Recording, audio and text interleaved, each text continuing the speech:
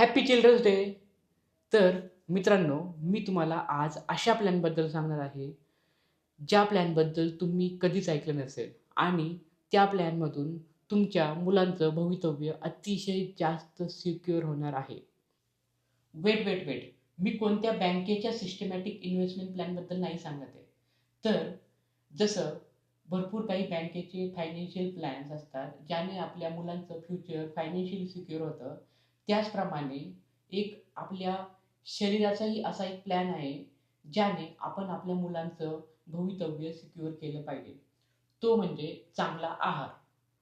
मुलाचं शरीर म्हणजे एक आरोग्याची बचत बँक आहे.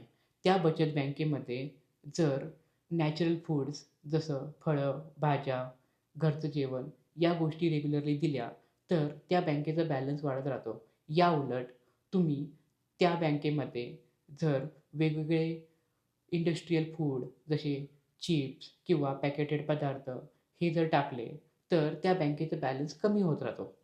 या आरोग्य बचत बँकेमध्ये टाकलेलं आजचं कॅल्शियम 10 वर्षानंतर त्यांना चांगली हाडं देऊ शकतं.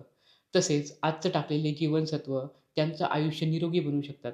आजचे टाकलेले प्रोटीन्स त्यांच्या शरीराचा कंप्लीट विकास करू शकतात. तसेच आजचे टाकलेले हेल्दी फॅट्स त्यांना एक चांगलं शरीर देऊ शकतात.